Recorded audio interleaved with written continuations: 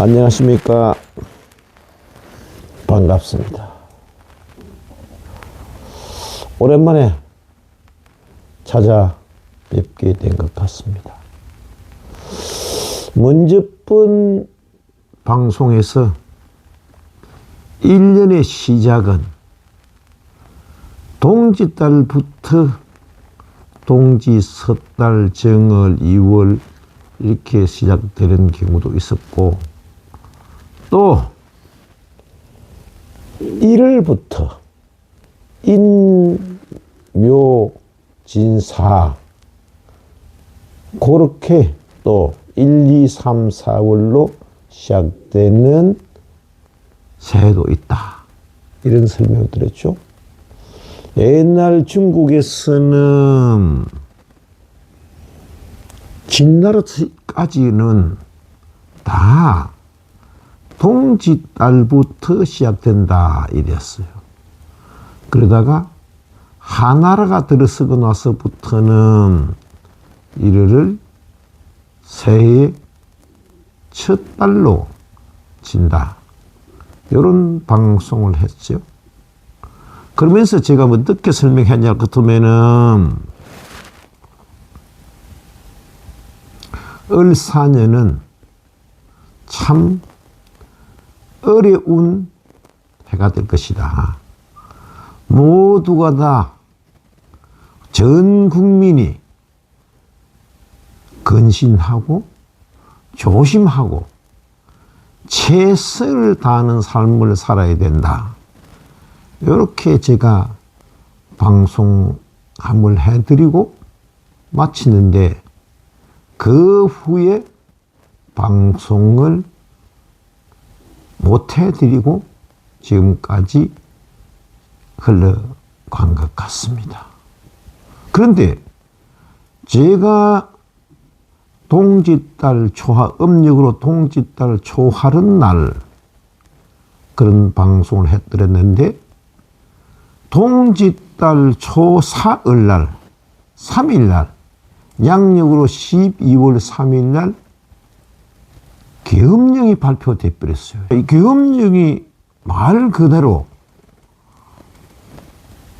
국가의 혼란을 가져오고 우리 사회의 혼란을 가져오고, 특히 서민 경제에 막대한 피해를 주는 그런 결과가 되어버렸습니다.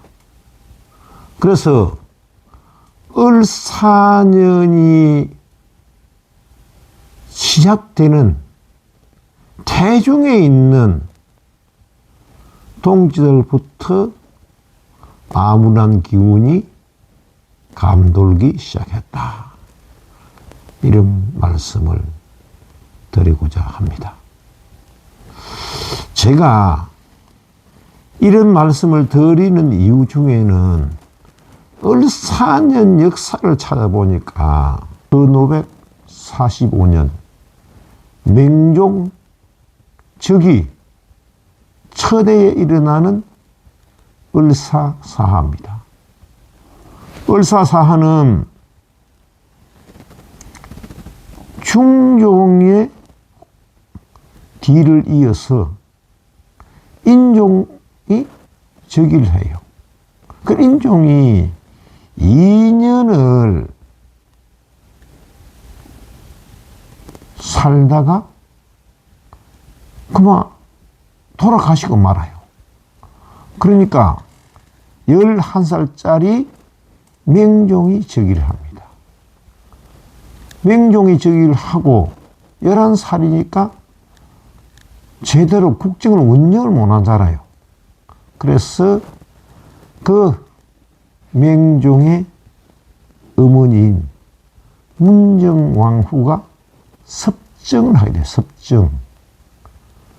좀 봐준단 말입니다. 섭정을 하게 되는데, 그 과정에서 인종의 외척인 장경왕후의 동생들, 인종의 어머니가 장경왕후거든요. 중종의 두채 부인입니다. 근데 그분 일찍 죽어요. 그래, 그 동생들이, 외척들이 인종을 모시고 있었는데, 그 인종이 2년밖에 못 살고 죽었으니까, 맹종이 저기 하니까, 맹종이 외척인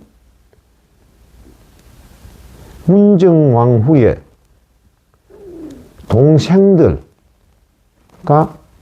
서로 암투를 벌입니다. 이 암투를 벌이는 과정에서 아무래도 실세가 맹종 측, 바로 문정왕후가 척이 강하잖아요. 그래서 이 사회에서 인종의 외삼촌인 유니미를 비롯해서 많은 사람들이, 차문제는 좀 유배가 됩니다만은, 유배가 되었다가 3일, 4일 만에 처형을 받는, 사약을 받는 그런 아픔이 있는 것이 을사년의 시작입니다. 그 후에 또 우리가 좀 근대사에서 우리가 역사적으로 배워왔던 1905년 을사년이 있어요. 1905년 을사년은 우리가 배우기를 우리는 을사보약으로 배웠잖아요. 근데 그걸 을사보호조약이라 안 그러고 요즘은 을사늑약이다 그러죠. 을사늑약이다. 이 을사보호조약이라는 이야기는 일본식 역사관이 들어있는 그 역사관입니다. 일본 쪽에서 볼 것 같으면은 조선을 보호하기 위해서 맺은 조약이 을사조약이다. 을사보호조약이다. 이렇게 말씀하는 거예요. 해방 가때스는 우리가 초등학교, 중학교, 고등학교 배울 때는 을사보호조약 그걸 배웠어요. 왜? 그 당시에 국정교과서를 썼던 사람들이 친일 학자들이 썼기 때문에 을사보호조약으로 가르쳤어요. 그러나 그 뒤에 우리 역사가 조금 정지되고 나서는 을사늑약이다.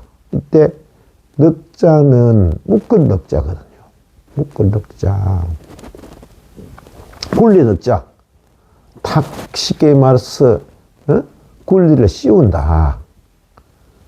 코를 끊긴다. 이 말 아닙니까? 그죠? 그래, 일본에 의해서 우리가 굴레, 일본 제국주의라는 굴레 속에 들어간 조약이 바로 을사늑약입니다. 그게 1905년도에 일어나요. 그때 조금 그 1905년도에 을사늑약에 의해서 많은 사람들이 희생되기도 하고 많은 소용돌이에 빠지기도 합니다만은 계속된 독립투쟁 과정에서 결과적으로 1919년 3.1운동까지 연결돼요. 그래가지고 우리 민족들이 무수한 선질들이 희생당하는 것이, 안타까운 희생을 당한 것이 을사보호조약입니다. 을사늑약입니다. 을사년입니다. 그 다음에는 저도 조금 기억나는 일이 있어요. 언제냐 같으면은 1965년 을사입니다. 1965년은 5.16 군사혁명이 일어나고 나서 몇 년 안 돼서 일본과의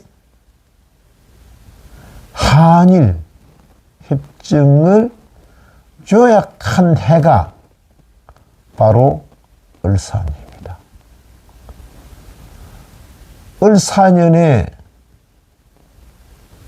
한일 협정을 조약하기 위해서 당시에 혁명정부와 일본 정부 간에 오고 갔던 조약을 체결하기 위해서 오고 갔던 이야기들이 반대를 하는 학생들을 무참히 감옥에 가두고 심지어는 그해 8월 달에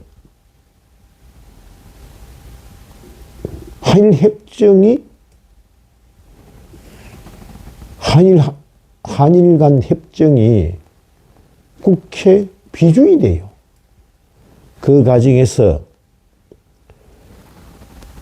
야당 국회의원 61명이 사퇴서를 내는 정치적으로 사퇴를 하는 정치적으로 많이 혼란했던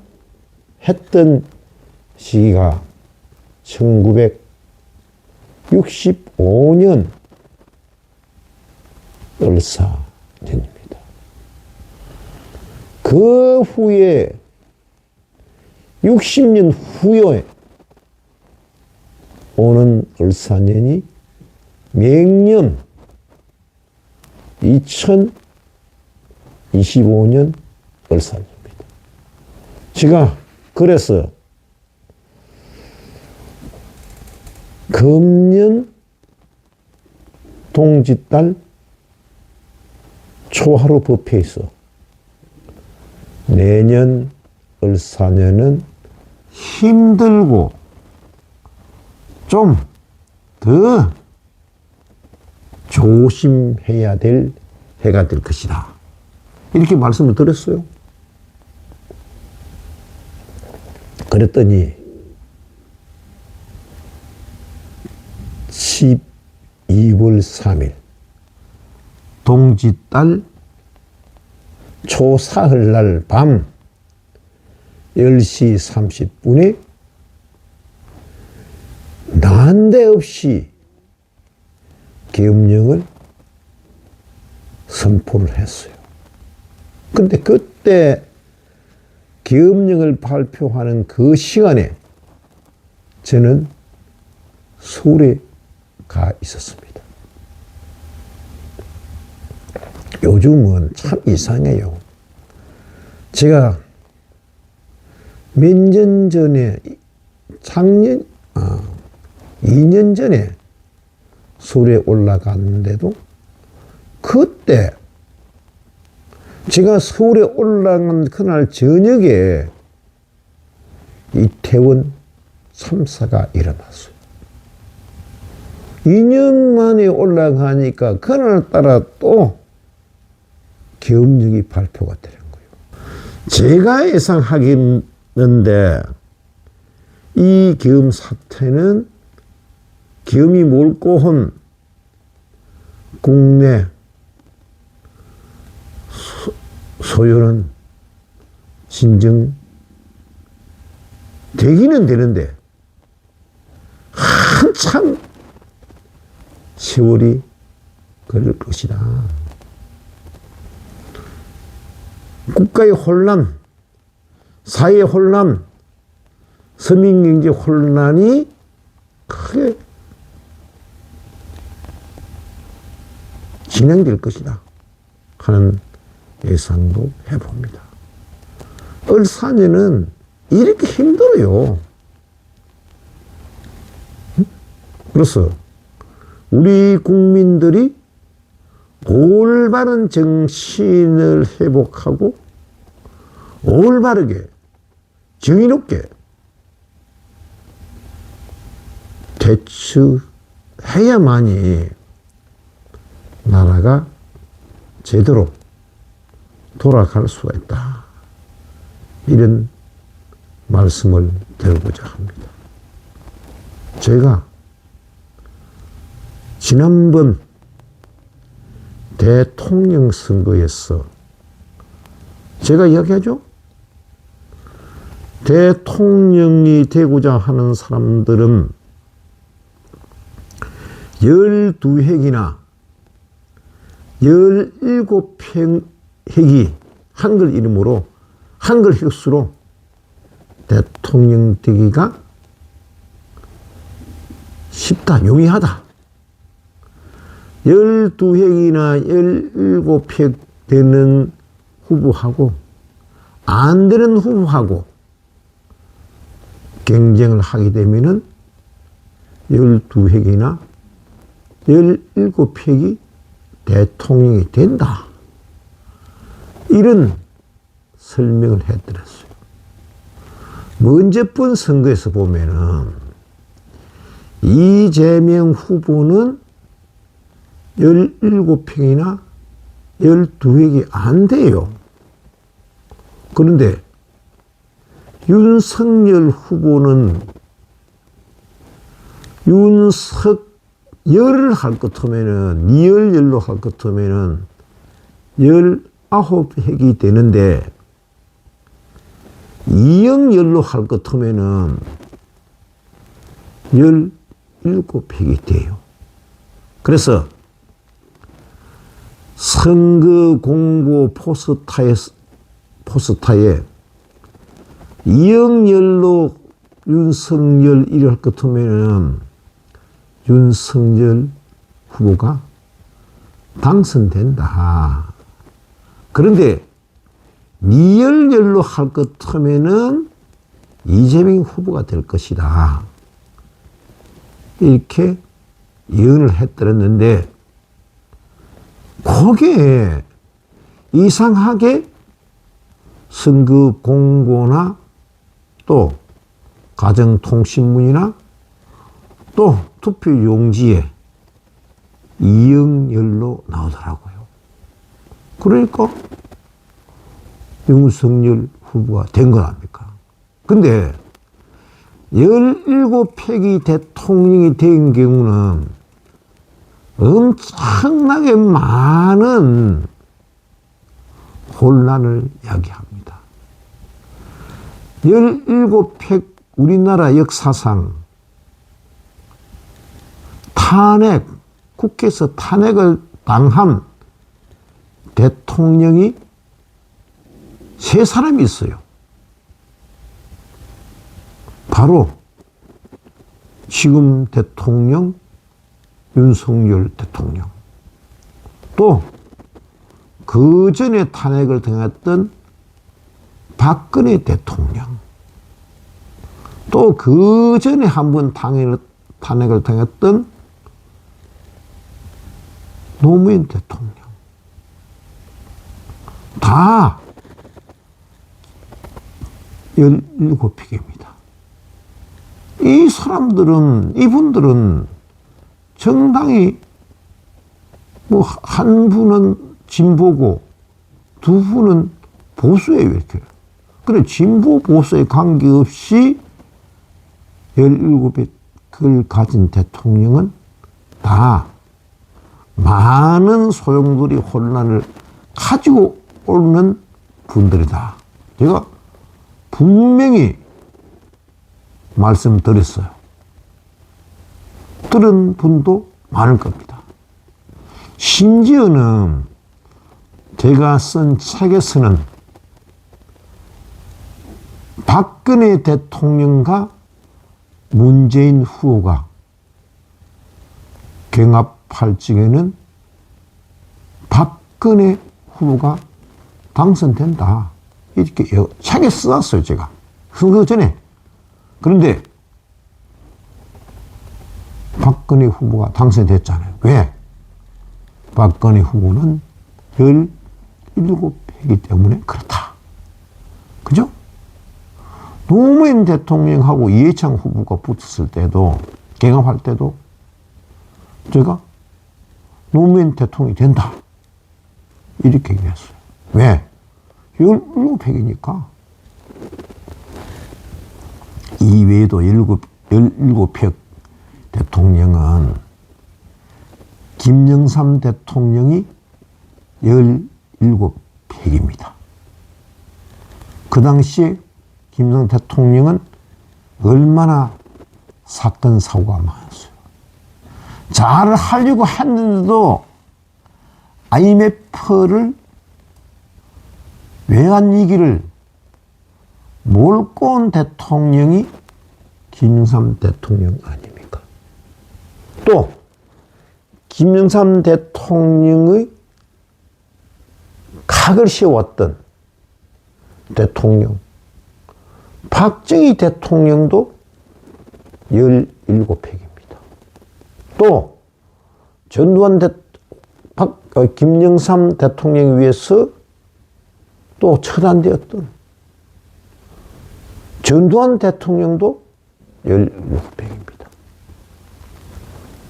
그래서 17 한글 핵수로 17표 되는 후보하고는 다른 17표이나 12획이 되지 않는 후보가 서로 경합을 할 적에는 17획이 된다.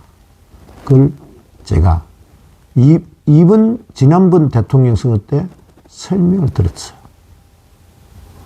근데 그걸 귀담아 듣는 분이 없더라고요.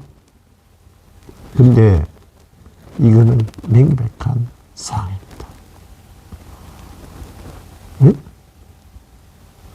17표가 안 되는 사람들도 있었지만은 대체적으로 17표는 다 그렇다. 12획 되는 대통령이 있어요. 그분들은 평화로운 퇴진을 한다. 이런 이야기를 가지고 설명을 드렸는데, 중요한 것은 이건 하나의 데이터입니다. 통계입니다.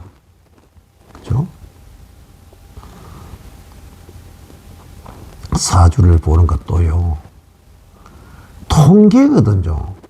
무슨 생은, 무슨 생, 무슨 년, 무슨 월, 무슨 일, 무슨 시에 태어난 사람은 어떤 삶을 살아갈 것이다. 그건 통계요, 통계. 미신이 아니고. 그런데 지금 이 사회는 미신이 너무 많이 난무해요. 선거하는데도 미신이 동요돼요. 선선한 국민의 권리를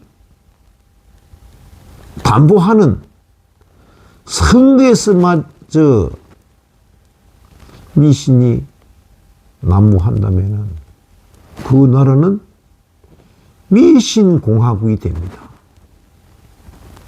미신공화국. 그래. 미신을 절대적으로 반대한다 하는 종교에서도 미신을 오히려 더 믿는 경우.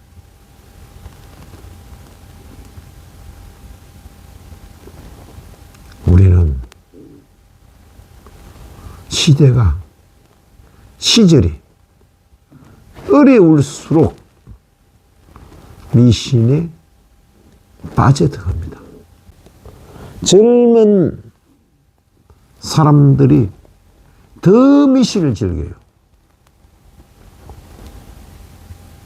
더 미신을 찾아요. 그럼 이 사회는 어떻게 갈 것입니까? 우리는 슬기롭게 다가오는 을사년을 잘 맞아들이고 잘 보내고 잘 지내기 위해서는 우리는 의식이 살아있어야 됩니다. 의식이. 내가 뚜렷한 가치관을 가지고 살아가야만이 이 시대를 을사년 2025년 을사년을 애군을 을사년의 위기를 극복할 수가 있을 것입니다. 제가 오늘은 조금 복장이 바뀌었습니다. 바뀐 것이 왜 바뀌느냐. 사를 개원했고 늑음정사 개원의 목적 사업이 사회복지입니다. 저는 제 사제를 틀어서 마련한 늑음정사를 기본 재산으로 사회복지법인 운암원을 설립했습니다. 그래서 사회복지법인 운암원을 설립해서 여러 많은 후원자님들이 도와주신 덕분에 학대 피해 아동 쉼터 동주의 집을 5년째 운영하고 있습니다. 또 금년 8월 달에 부전 다 함께 돌봄센터를 위탁받아서 오늘 개소식을 했습니다. 개소식을 하러 가면서 입고 갔던 그 복장으로 개소서 준비하느라고 또 그동안에 유튜브를 못했던데 내일 모레가 통지예요. 이렇게 통지 전에 이 말씀은 꼭 드려야 되겠다 싶어서 옷을 갈아입지 않고 방송을 하게 되었습니다. 두서없는 방송이라서 방송을 하게 돼서 죄송합니다만은 좀 더 이해해 주시고 또 좀 더 많은 시청해 주시기를 당부를 드리면서 오늘 이야기는 마칠까 합니다. 감사합니다.